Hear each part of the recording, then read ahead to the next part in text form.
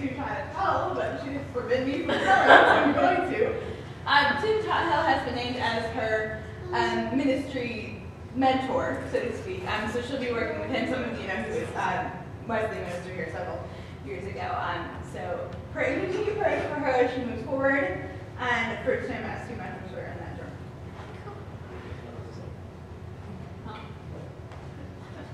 Can I pray for whatever the incredibly hilarious thing was that was going behind me? I really want to do. It wasn't you, Welshy. It was not you. For Sandy, who was hospitalized late last week, and they have not been able to diagnose her situation, but they know it is life-threatening. She was in a hospital in Traverse City and was airlifted this morning to, that bigger, really important hospital in Minnesota. What am I thinking of? Mayo, thank you. They're going to run some more tests and see if they can get things under control before she goes into organ failure. Does this look like, is it okay to cross? Just whistle.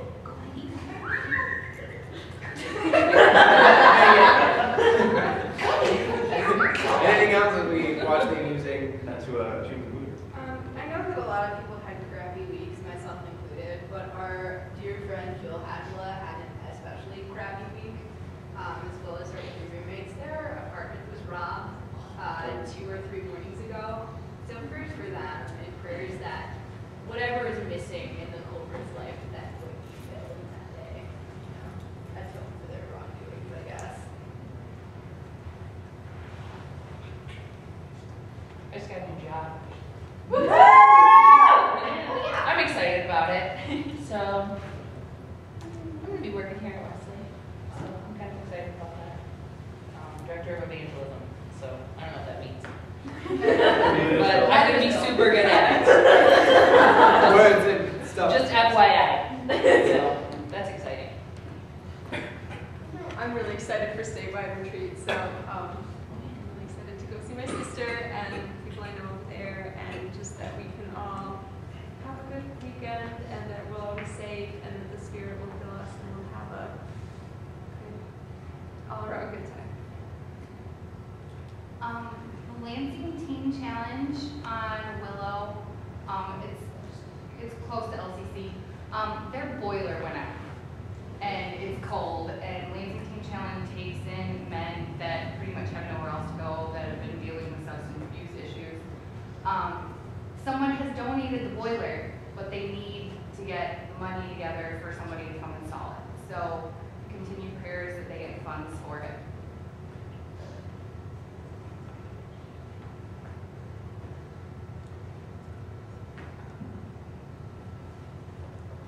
That's it. Please join me in prayer, please.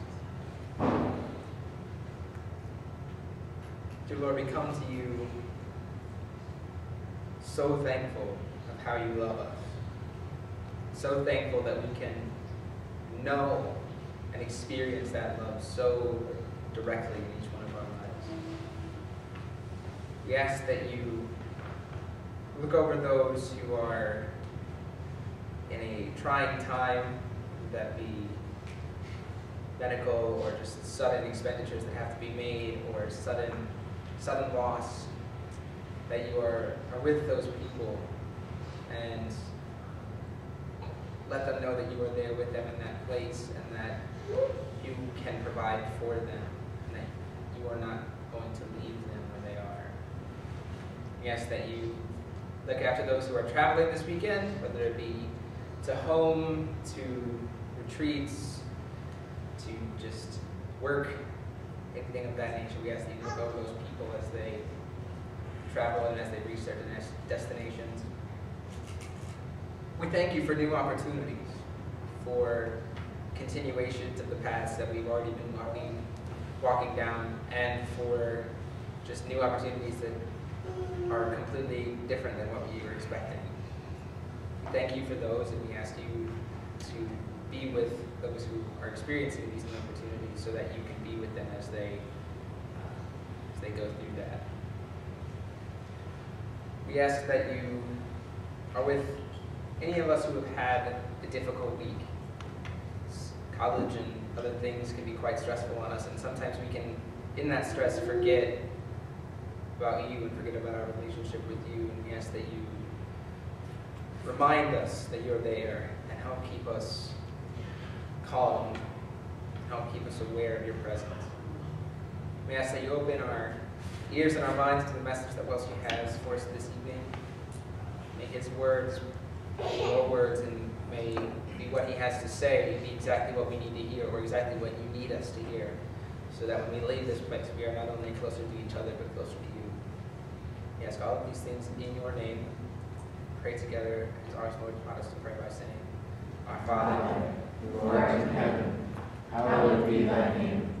Thy kingdom come, thy will be done, on earth as it is in heaven. Give us this day our daily bread, and forgive us our trespasses, as we forgive those who trespass against us. Lead us not into temptation, but deliver us from evil. For thine is the kingdom, and the power, and the glory forever. Amen.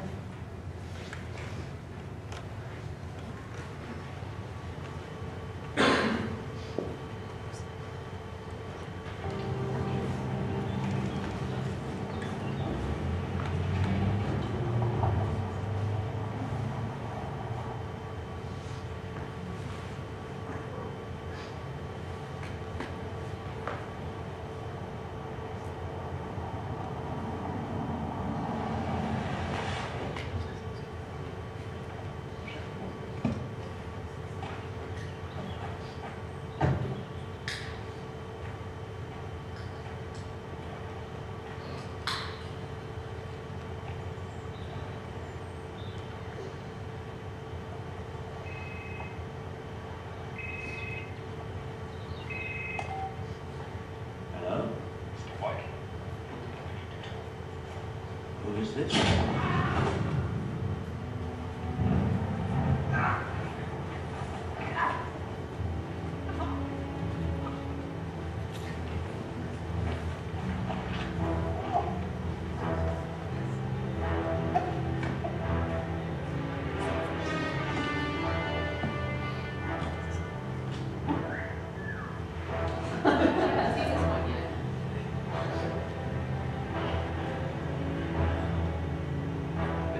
The name's Paul.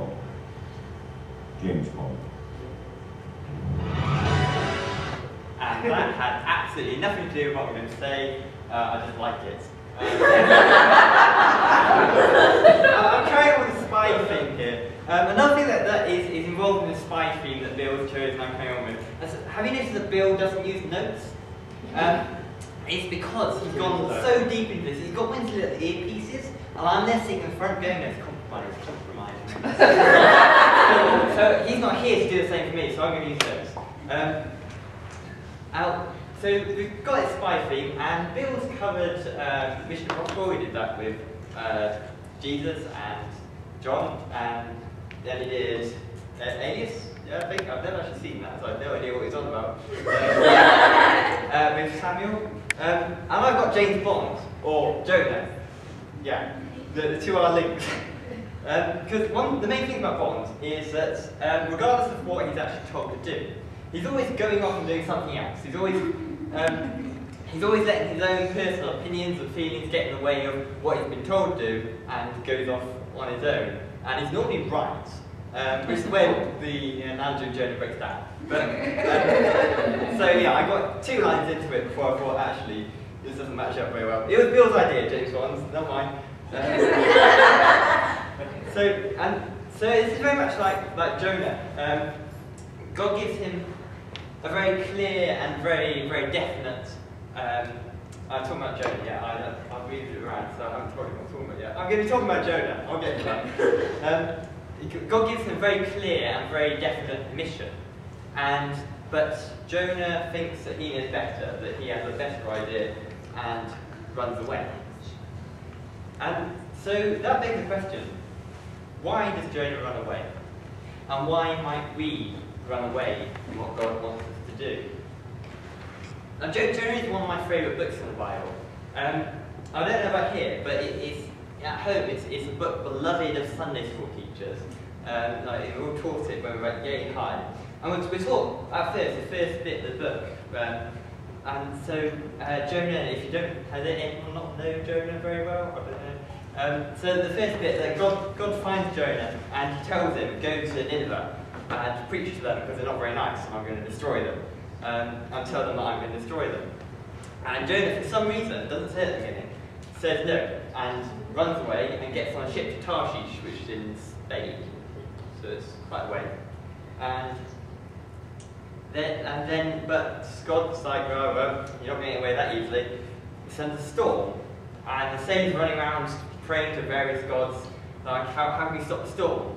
And Jonah says, hang on, my God created all of this, it's probably him. And I've kind of run away from him, which is probably why. So it's all my fault. If you throw me overboard, it should be okay.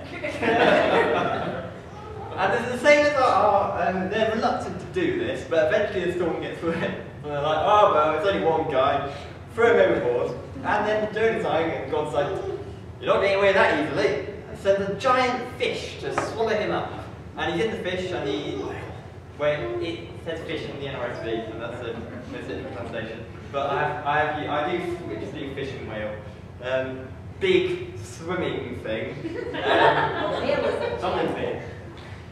Yeah, that's why I switch between fish. I know, I'm saying it to Brian. Sorry. I wasn't able to say that loud. Okay. And where was I? Yeah, and so Jonah prays this very long psalm, which I'm not going to repeat because I don't know it. And I've got it in front of me. And then God coughs him up. The Lord will be able to vomit him up onto the beach. And that's the end of the story as I heard it when I was young.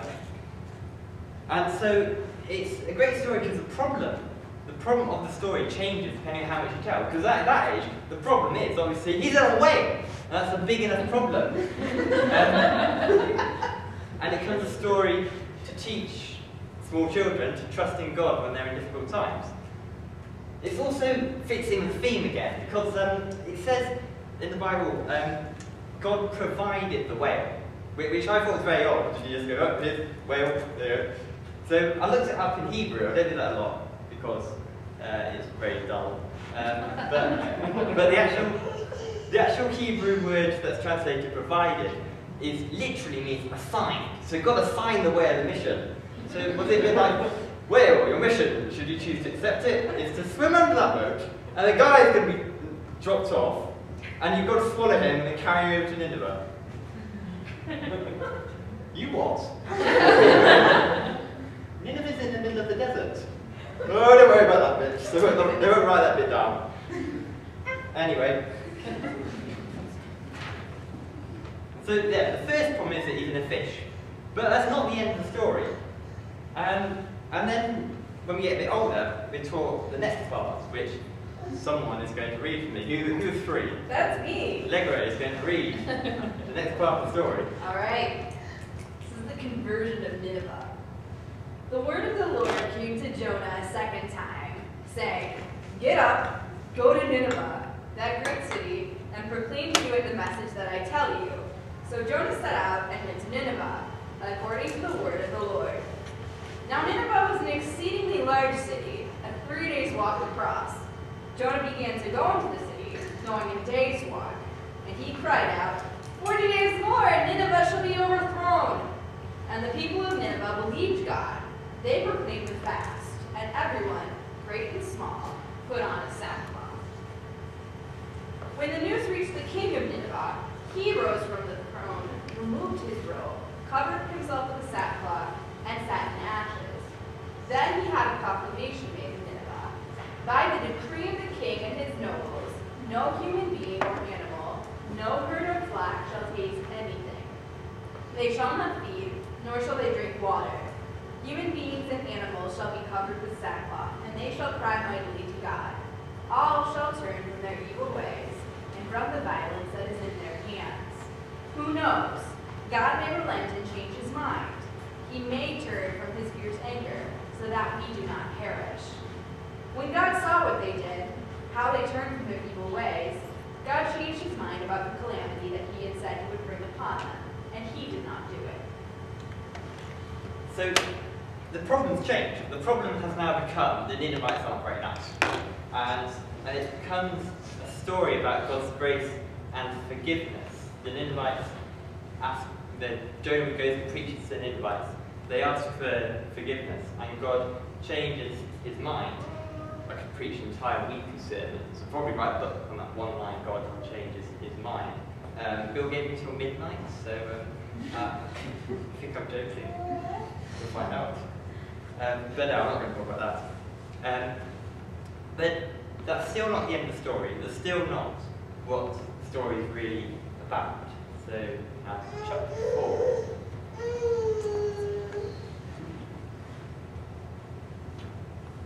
Jonah's anger. But this was very displeasing to Jonah, and he became angry. He prayed to the Lord and said, "O Lord, is not this what I said while I was still in my own country? That is why I fled to Tarshish at the beginning, for I knew that you are a gracious God and merciful, slow to anger, and abounding in steadfast love, and ready to relent from punishing. And now, O Lord, please take my life from me, for it is better for me to die than to live." And the Lord said, "Is it right for you to be angry?" Then Jonah went out of the city and sat down east of the city, and made a booth for himself there. He sat under it in the shade, waiting to see what would become of the city.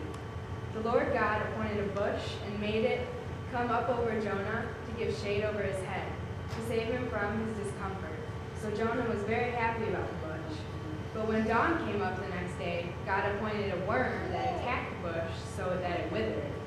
When the sun rose, God prepared a sultry east wind, and the sun beat down on the head of Jonah so that he was faint and asked that he might die. He said, "It is better for me to die than to live." But God said to Jonah, "Is it right for you to be angry about the bush?" And he said, "Yes, angry enough to die." Then the Lord said, "You are concerned about the bush, for which you did not labor and which you did not grow. It came into being in a night and perished in a night. And should I not be concerned about Nineveh, that great city, in which there are more than 120,000 persons who do not know their right hand from their left, and also many animals?" And that's it. That is a rubbish ending. We don't know anything that happens. We want to see if Jonah sees God's point and turns around and is nice from then on, or if he just carries on under his dead tree, which God gave him and then took away just the day later. Very nice. And just stays there for the rest of his life being grumpy. And so here we find what the actual problem of the story is. The problem isn't the whale, and it's not Nineveh. The problem is Jonah. The problem is Jonah. And why did Jonah run away from his mission? The first thing you might think is that he was scared, possibly. Now, Nineveh was the capital of Assyria, which dominated the Middle East in that time. It stretched from what is now Egypt to what is now Iran. And it wasn't very nice. 2 or 3 books later, Book of Nahum, when Nineveh does get destroyed, not sure what made God change his mind again, but the Book of Nahum describes Nineveh as a city of bloodshed, utterly deceitful, who enslaves nations for her debaucheries. Yeah, I guess Nahum didn't like them very much. So, it's not a nice place then. It would be like asking Jonah to go to the Reichstag, the height of Nazi Germany's power, height of Nazi Germany's power, and ask him to repent and stop killing Jews. But that's not the reason Jonah gives. In fact, Jonah seems to be pretty comfortable that he can actually do it.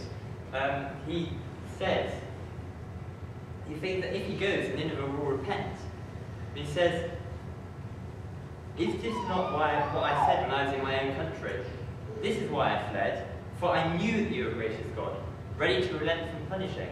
Jonah knew that the Ninevites would repent, but he didn't want them to. He didn't want them to be forgiven. He doesn't want to see Israel's enemies forgiven. He wants to see them destroyed.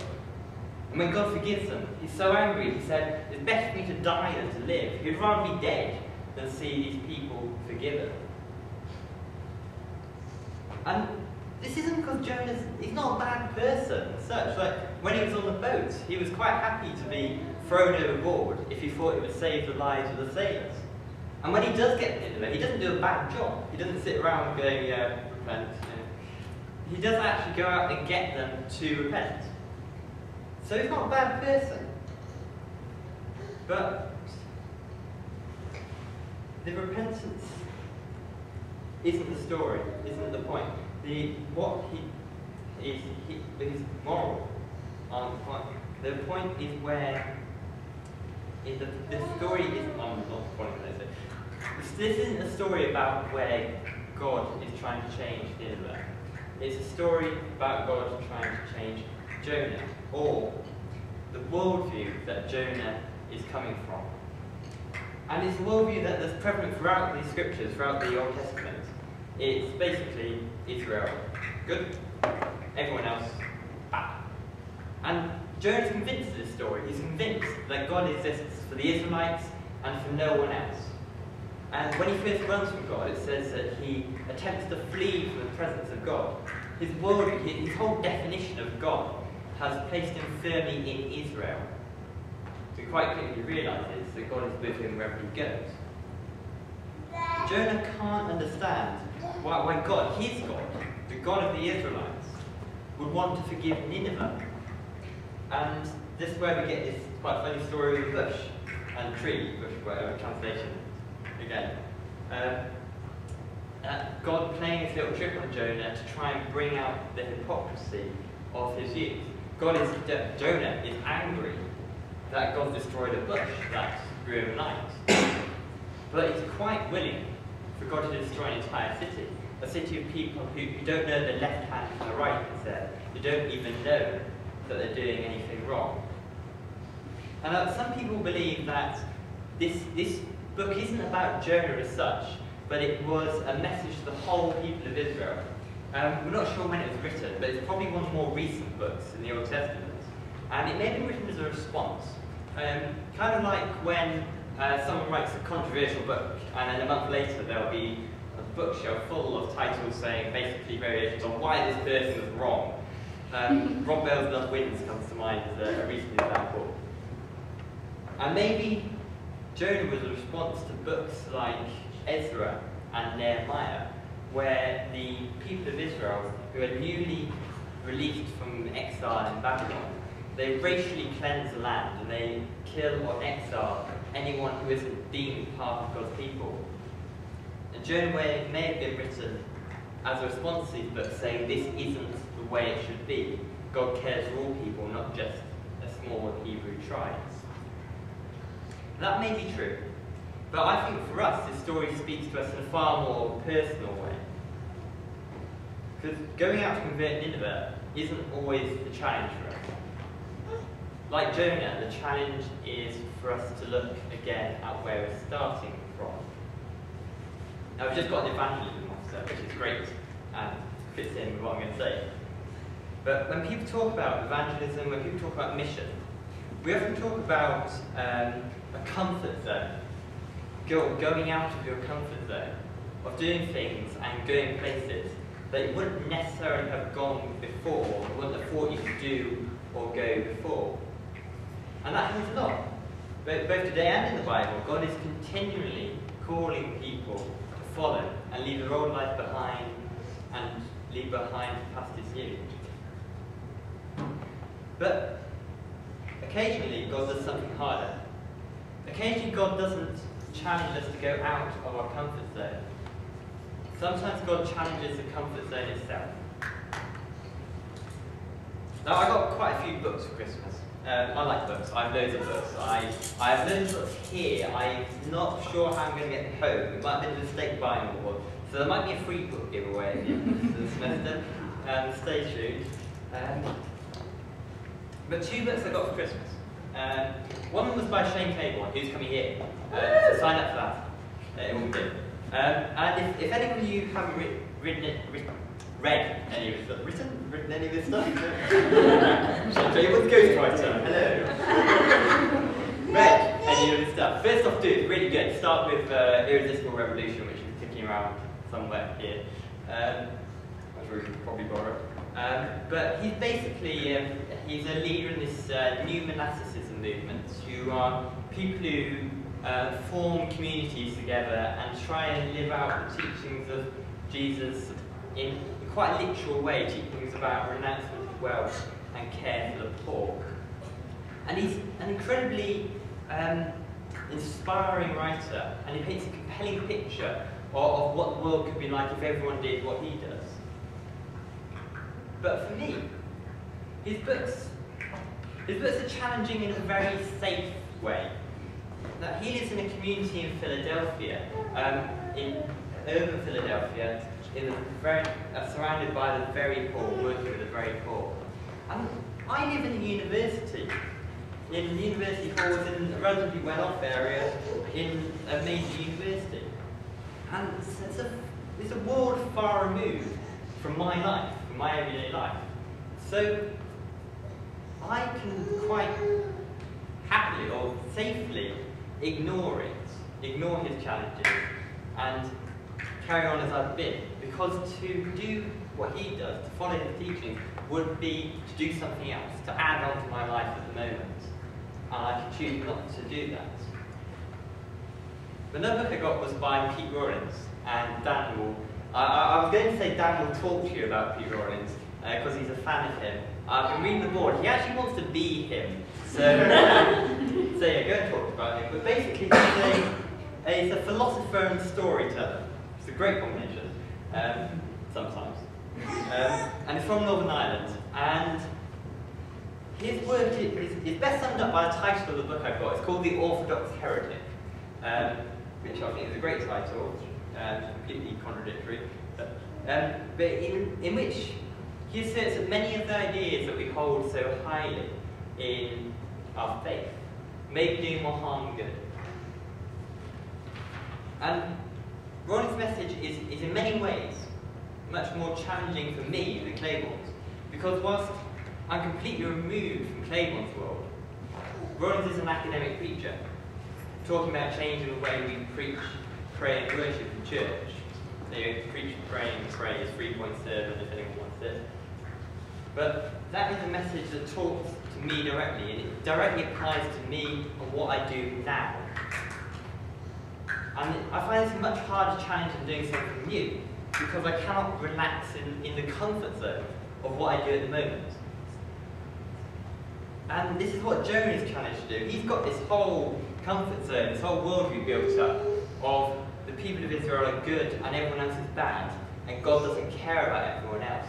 And God has been challenging him to change that view, which is much harder than doing something new. And maybe this is why the story ends like it does. Because the decision faced by Jonah is a decision that we will all have to face. The end of the story is up to us. And this is very relevant, as I said, to our evangelism officer. It's relevant for all of us. So we've built up a great community here. And we all got to know each other. You may not have got to know me, because I've been around on Thursdays.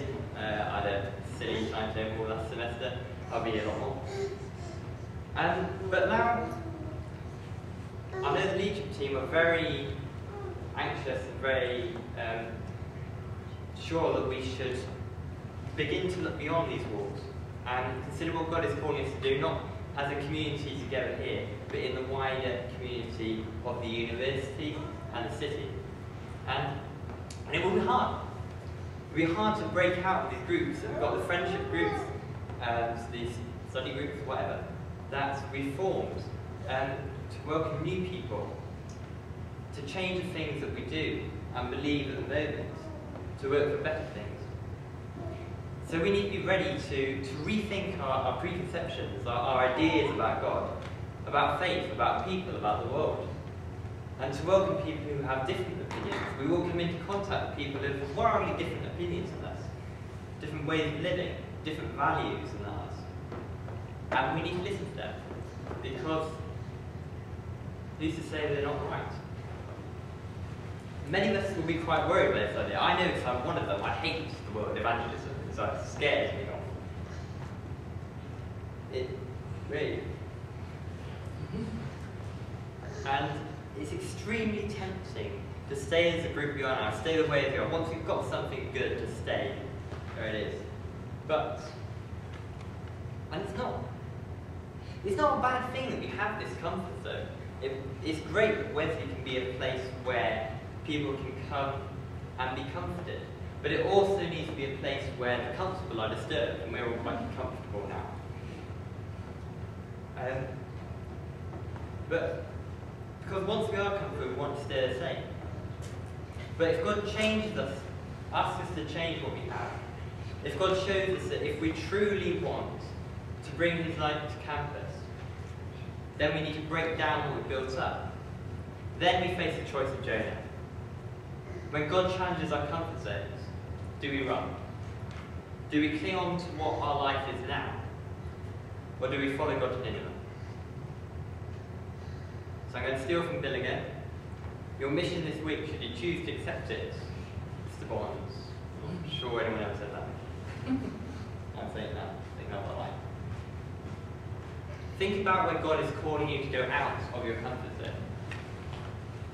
And also think about where God is challenging you to rethink the comfort zone itself. And think about how Welshy, how we as a group are going to have to change to reach out into the world, to the campus around us, and how you can help in that change. Will you pray?